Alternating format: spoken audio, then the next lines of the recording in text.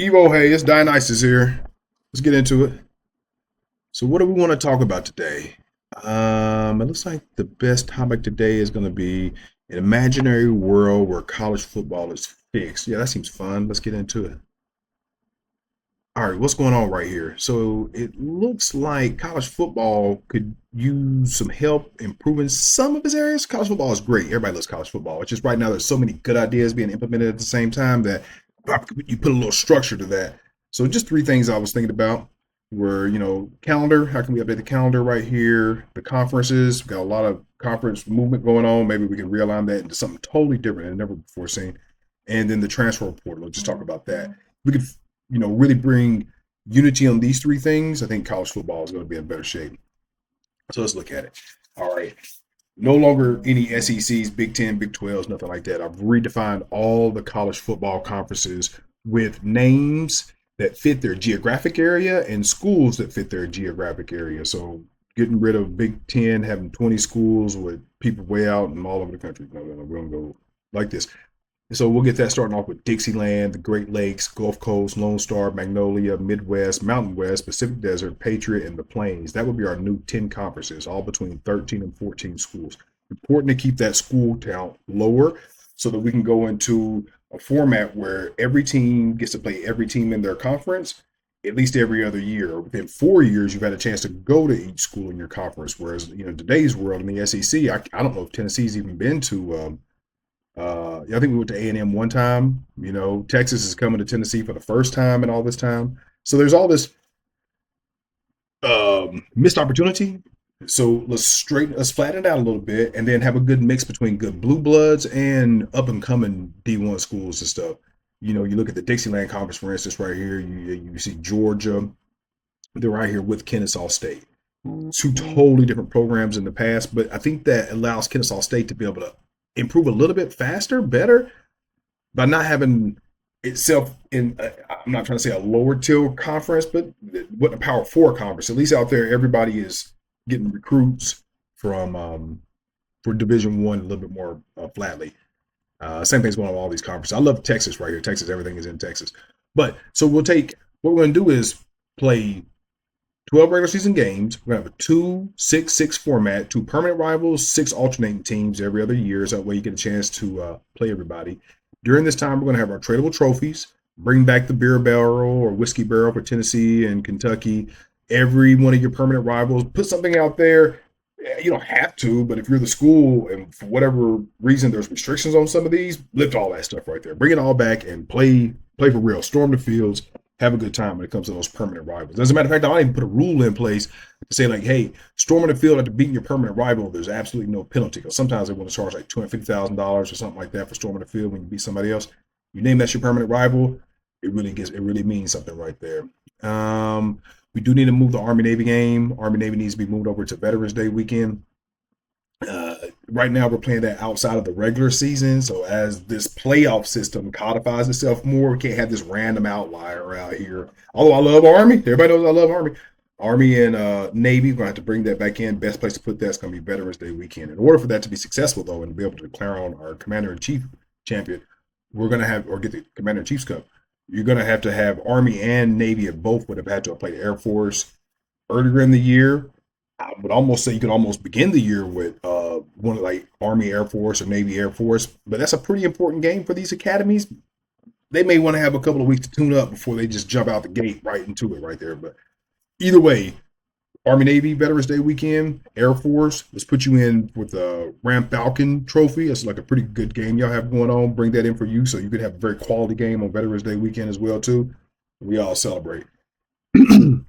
And then we want to bring back our schedule to where we finish up the whole college football season by that second Saturday in January.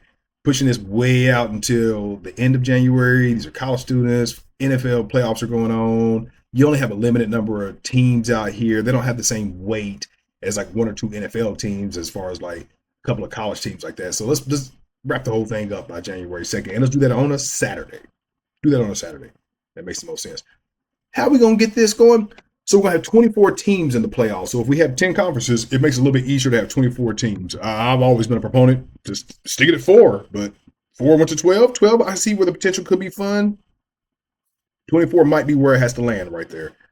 So in this example, at least, how do we get there? 24 teams, 10 conference champions. We're not going to play a conference championship game anymore. It's going to play the regular season. We're going to crown a conference champion. However, you got to crown that conference champion for your tiebreaker situations and stuff. Each conference can determine that, but you'd have a regular season conference champion. Once you have that determined right there, then we'll have our playoff committee is going to do their playoff rankings like they do right now. So on that Sunday after the last regular season game, we're going to know, hey, who are our 10 conference champions and what is the rankings of the next, 30 teams or so. You rank all the teams, all 130 something teams. But we'll know team 1 through 24.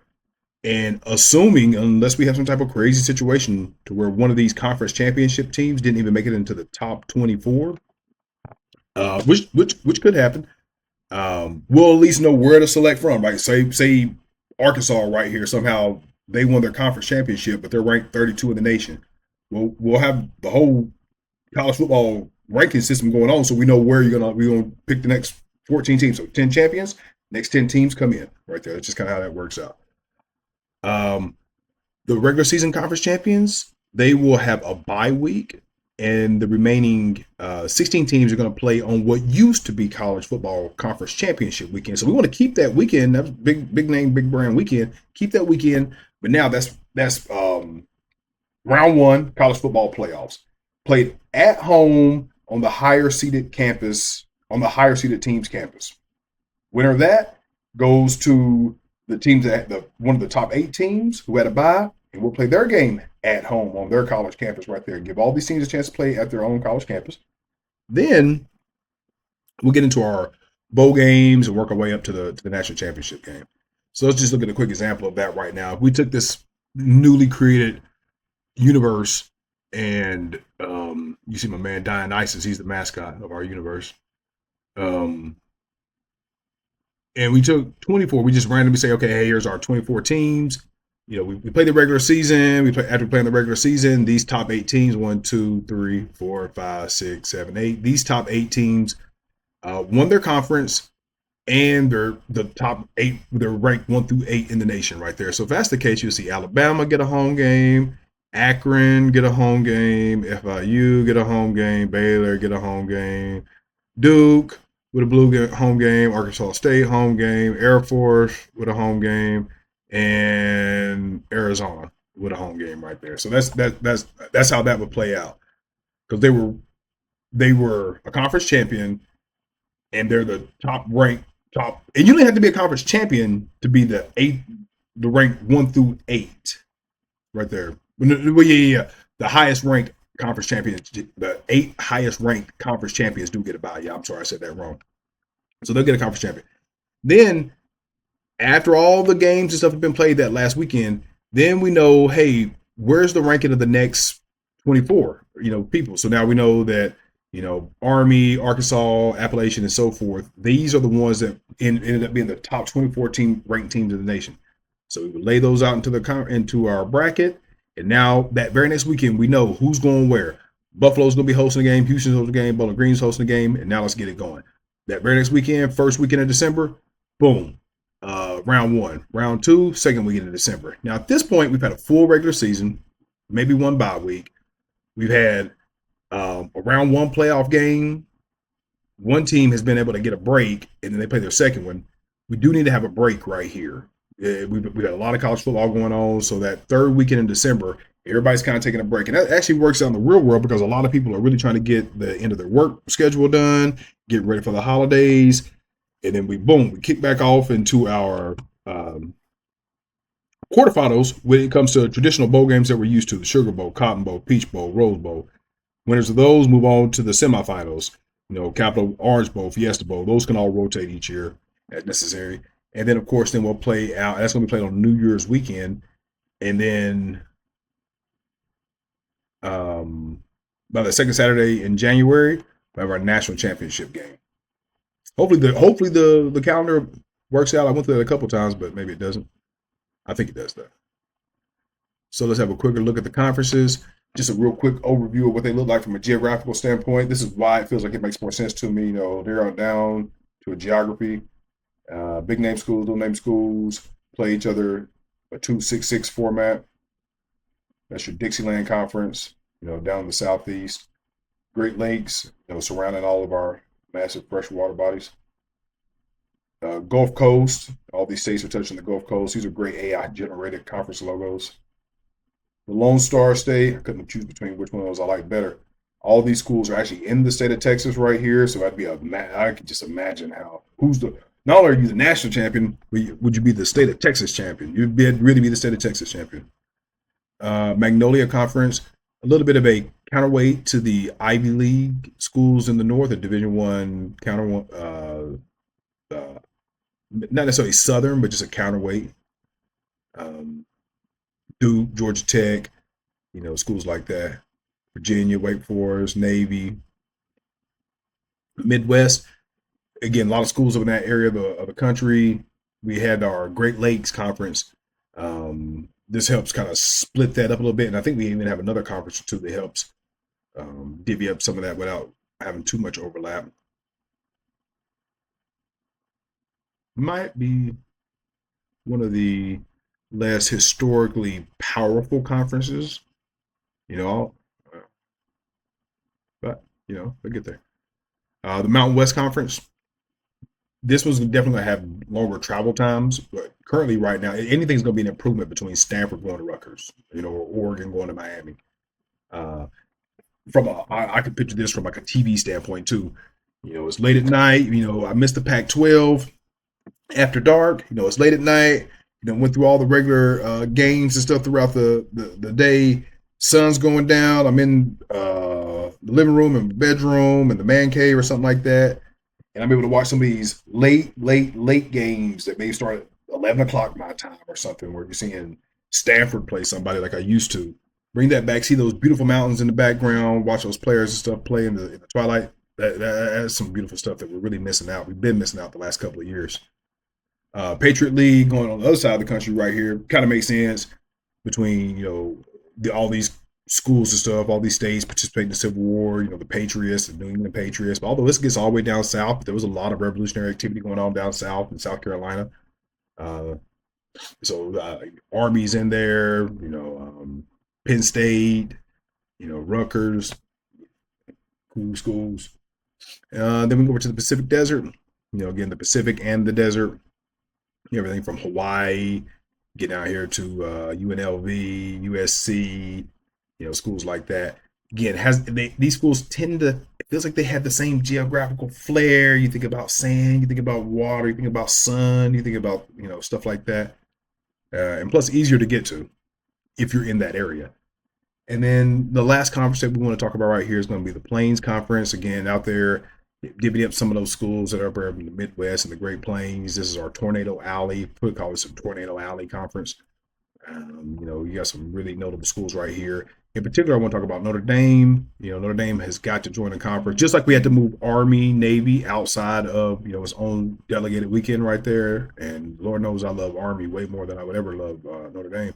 Notre Dame has to get into a conference, just to keep the parity going on, just to keep some type of alignment, because this is so big now. If this was how it was back in the 90s, I'm not even thinking about it. I even like the idea of some independence and stuff, but in today's world, it's just not going to work. So if we recap this real fast, what are we looking at? 10 new conferences, 12 regular season games for each one, the 2-6-6 format, two permanent rivals play all your teams within 4 years, bring back the tradable trophies. Veterans Day, bring Army, Navy over there. Air Force can play Colorado State for their game. Championship game has to be played on the second Saturday of January. Saturday being the big emphasis right there, Saturday. And then right here, things I'm not as comfortable talking about, but things that are being talked about that, hey, here's a little bit of insight how I see it. Transfer portal, I'd have that thing open up on the first Monday after the last game of the spring game. Get rid of all transfers and stuff. Any potential of a transfer during the regular season. That doesn't make any sense. Get rid of the potential of hiring any new coaches during the regular season. Let the season manifest itself. When the season's over with, then talk about that. The fact that we're creeping all that in, it's just messy. It's just messy. And then lastly right here,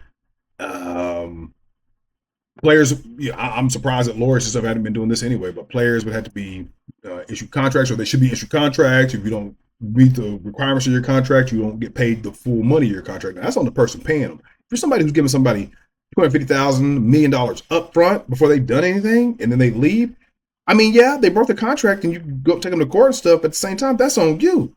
I've never gotten my full year's salary up front. Just hoping I show up. Uh, Also, from a fan perspective, we're losing the connectivity with our team, with our players. When I played football in high school and stuff, we would have like posters on the team, like, oh, it's the team right here. Like, we all trying to be like our favorite team and stuff like that. Nowadays, you don't know who's on the team, who's coming in. Where this dude was at the year before, this dude might have been smoking you on another team, and he comes to your team, you might be happy he's there, but the loyalty and stuff. So what I like to do is say, hey, you can transfer one time undergraduate with no penalty right there. But that only comes after you've been in your school for 2 years. So wherever you coming out of high school and wherever you go, prepare to be there for 2 years. Go there and do that. After you've done that for 2 years, then you can transfer no penalty on eligibility.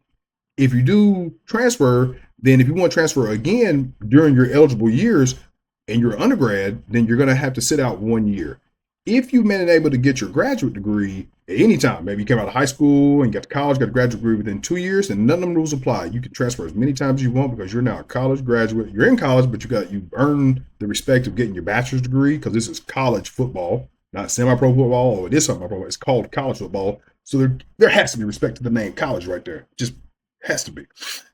And then that I think that would help us, maybe solve some of the anxieties that we have going on with how college football could be more momentous as it gets on through the end of the year. And I say that just because, we've been watching this our whole time. It feeds in well to the NFL. Everybody loves college football season. Everybody loves football season. And I think sometimes we get confused that there's college and the NFL, and we just kind of take it for granted because we got Saturdays and we got Sundays. But in that December period, this December, January period, especially this last year, it feels like one of the most disappointing just football times because we don't have bowl games that are really great. With the playoffs, they just feel like they just take entirely too long. And then you got like Ole Miss, Lane Kiffin's leaving during it. It's just like, what's going on? So hopefully that helps out solve some of these things. Look forward to making another one of these videos. Nice this out.